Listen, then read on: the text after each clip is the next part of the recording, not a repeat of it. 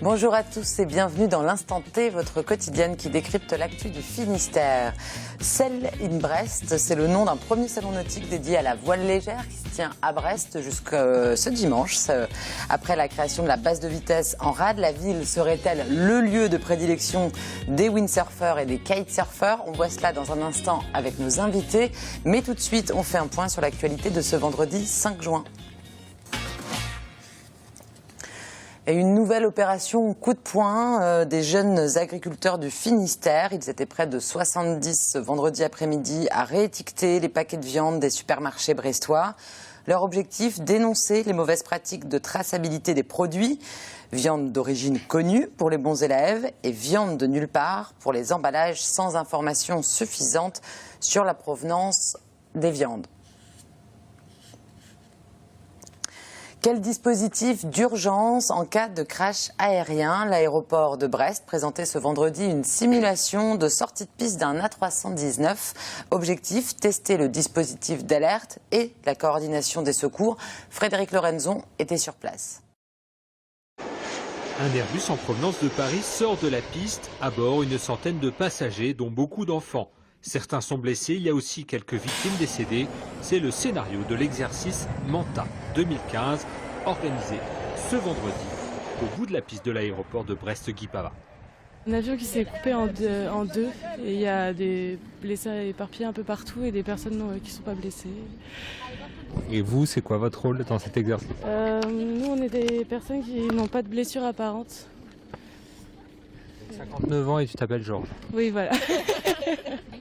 Les pompiers doivent d'abord circonscrire l'incendie de l'appareil et puis prêter assistance aux victimes. Une des premières missions, bien évidemment, des sapeurs-pompiers de l'aéroport, c'est d'intervenir, d'éviter donc toute propagation du sinistre, du feu, et dans un second temps ou parallèlement, donc dénombrer le nombre de victimes pour pouvoir quantifier les moyens à intervenir rapidement. Les premières ambulances arrivent une demi-heure plus tard. Il faut agir rapidement. Priorité aux blessés les plus graves. En fait, on a des grilles de tri par rapport aux pathologies. On sait quels sont les graves, quels sont les moins graves, quels sont ceux qui peuvent attendre. Et en fonction de ces grilles qu'on a tous en tête, on envoie les victimes dans un premier temps sur un point de rassemblement des victimes et dans un second temps sur un poste médical avancé. Pour vous, c'est un peu le scénario cauchemar, pareil cas? Oui, c'est toujours. Toutes les catastrophes sont difficiles à gérer et un avion particulièrement, oui. Particularité du scénario de Manta 2015, la présence de nombreux enfants à bord de l'appareil. Ces 24 enfants de l'école Sainte-Thérèse de Plouzané ont joué les figurants. Moi j'ai des douleurs abdominales, puis j'ai des bleus sur le torse. Ça fait mal? Non.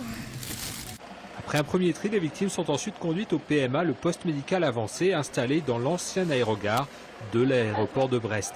L'exercice Manta a permis de tester la coordination entre les services de secours et le travail de près de 200 secouristes venus de tout le département.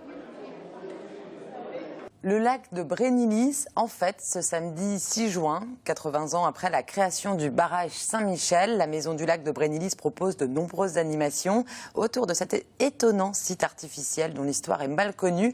Frédéric Lorenzon a rencontré un spécialiste du lac. Regardez. C'est un lieu emblématique et un nom bien connu, mais son histoire en revanche l'est beaucoup moins. Le lac de Brénilis s'appelle en vérité le réservoir Saint-Michel et fête cette année ses 80 ans. Le barrage de la retenue d'eau de 4 km² a été érigé dans les années 30. Là, donc, on trouve donc, le barrage Saint-Michel qui a été construit donc, de la fin du mois d'août 1936 à décembre 1937 et mis en eau donc, en 1938. Contrairement aux idées reçues, le lac de Brénilis est antérieur à l'édification de la centrale nucléaire toute proche. En revanche, le réservoir Saint-Michel alimente bien une usine électrique, celle de Saint-Herbot, dont le lac était trop petit. Le pourquoi donc de Brénilis, en fait, c'est donc de faire un réservoir donc régulateur de l'Élèze, donc pour que l'usine hydroélectrique de Saint-Herbot, qui se trouve en aval, donc puisse fonctionner donc toute l'année. Le petit lac de Saint-Herbot n'était pas suffisant pour faire fonctionner l'usine. Sur les lieux désormais noyés par les eaux du lac, il existait au début du XXe siècle une exploitation de tourbe. Et bien là, c'est une des cartes postales donc réalisées par François Joncourt en 1918 lors de l'exploitation par la poudrerie de Pont-de-Buis. On est parti de la tourbe et pour arriver à l'hydroélectricité et plus tard donc le nucléaire. Les expropriations liées au projet du lac ont provoqué des remous. Plus de 300 propriétaires donc, sur les 4 communes donc, ont été concernés. La société cherchait à ce que ça lui coûte le moins possible, quoi. Donc en 1931, il y a un comité donc, de défense qui s'est mis en place. Des meetings qui ont eu lieu donc, à Brennilis, à Lafeuillé et même donc, une grande manifestation donc, à la sous-préfecture à Châteaulin en 1935. Le lac alimente toujours la centrale électrique de Saint-Herbotte. Le potentiel touristique de Brennilis, lui, reste encore à développer. Sail in Brest, c'est le premier salon de la voile légère. Il a lieu jusqu'à dimanche à Brest. Antoine Ollet, bonjour. Vous êtes l'organisateur de Sail in Brest et Clément Bozek, bonjour. Vous êtes windsurfer et vous participez bien sûr à cet événement. Alors Antoine, première question, c'est quoi la voile légère? La voile légère, c'est tout support sur lequel on va aller et qui ne nécessite pas une mise en place importante. C'est quelque chose qu'on va pouvoir transporter facilement et mettre à l'eau de manière rapide. Donc, planche à voile, kitesurf, kayak, on va quand même parler de voile légère même s'il n'y a pas de voile. Paddle, laser, on va rester dans la voile légère. Okay. Voilà, donc tous ces petits supports. C'est facile à mettre à l'eau rapidement. Pourquoi la rade est un terrain de jeu apprécié des windsurfers et des kitesurfers, Clément? Parce que la rade, c'est une des plus belles rades au monde. C'est vraiment un spot qui est très sécurisant pour les pratiquants.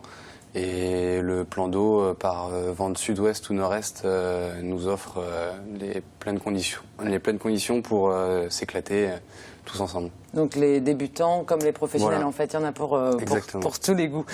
Antoine, la base de vitesse, c'est vous aussi qui vous en occupez, cette fameuse base de vitesse qui a été mise en place il y a 1 an à peu près, je crois, dans la rade de Brest. Donc est-ce que ça attire de nouveaux sportifs?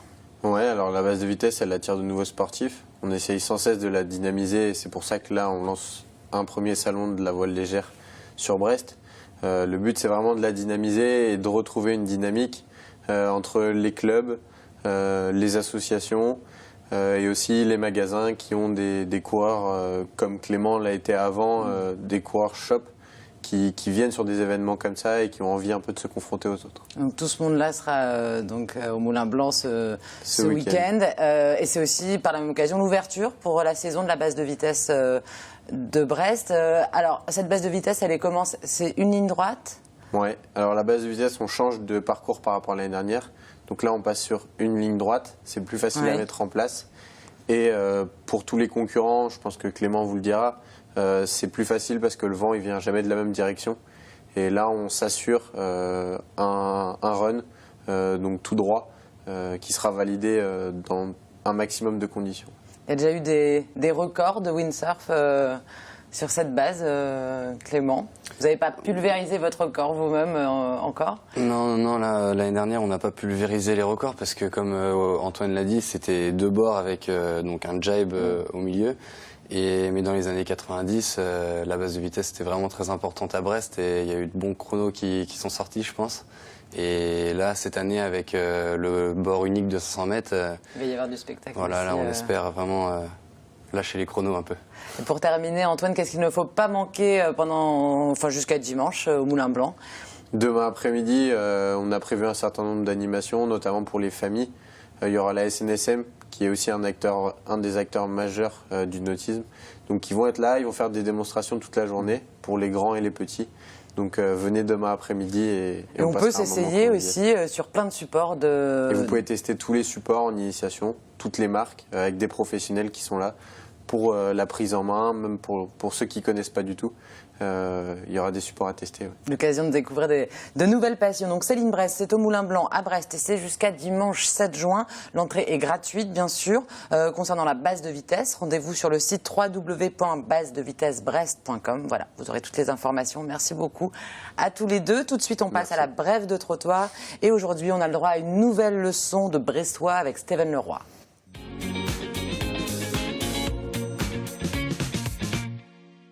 Ouais, comment que c'est? Ça gaze avec toi ou quoi? Bon, disons que j'ai déjà fait 2 cours de langage bressois pour les gars qui viennent pas du bourg et qui viennent ici faire leur vie, quoi.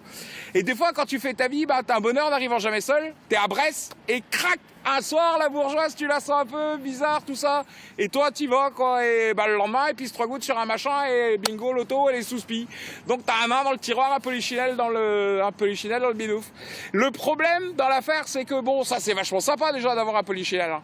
Mais c'est après, il faut lui trouver un prénom. Alors bon, je te laisse un peu tous les machins américains, Billy, Jason, tous les trucs à la con, là. Il faut que tu choisisses, puisque tu as choisi de vivre à Brest, un prénom local. Et dans les prénoms locaux, qu'on faut dire aussi, mais local, t'as le droit de dire, il y en a 3 qui se démarquent vraiment pour montrer que t'es vraiment attaché à la ville de Brest. Je parle uniquement pour les couilles, hein, les autres on verra plus tard. Le premier prénom que tu peux choisir en étant sûr que ça marche à tous les coups et que tout le monde l'appellera comme ça de toute façon, c'est Eric. Pas Eric, ça c'est nul. Eric, c'est nul. Eric, c'est pas mal, mais non, il faut le léger graillement au fond de la gorge. Salut, t'aurais pas vu Eric quelque part? Et Eric est un prénom vachement connu. Et les mecs qui s'appellent Eric sont sûrs d'habiter Brest. Le deuxième prénom, juste à parté, tu peux aussi dire Philippe. Mais là, t'as pas obligé de mettre le graillement, c'est Philippe. C'est juste, t'as pas obligé de Philippe. Le deuxième prénom, c'est sûr qu'il cartonne à tous les coups. Celui-là, c'est un classique du genre, hein, c'est Mèche. Il y a des tas de mecs qui s'appellent Mèche. Alors bon, après, t'es obligé de mettre petit Mèche, grand Mèche, gros Mèche, tout ça, pour différencier un peu les gaziers, quoi. Mais Mèche, ça, c'est imbattable. Et moi, j'ai au moins 5 tontons qui s'appellent Mèche. Et les 5 autres tontons, ils s'appellent, c'est mon 3e prénom, Claude. C-L-O-T, Claude. T'as petit Claude, grand Claude, Claude. Claude, c'est un prénom, t'es sûr que t'es à Brest. Et éventuellement, t'es même pas arrivé à Saint-Pierre, déjà, ça commence déjà à s'user un peu. C'est typique, sans quai, recoucou. Là, Claude. Voilà, bah, je te laisse avec ce choix-là et puis je te dirai pour les gonzesses le prochain coup. À part ça, t'es pas à l'Élysée. Voilà, et on se quitte plus tôt aujourd'hui car vous avez maintenant rendez-vous avec un opéra en direct de Rennes de la Cenerentola. On se retrouve lundi pour une nouvelle émission et d'ici là, passez un excellent week-end sur TBO. Ciao.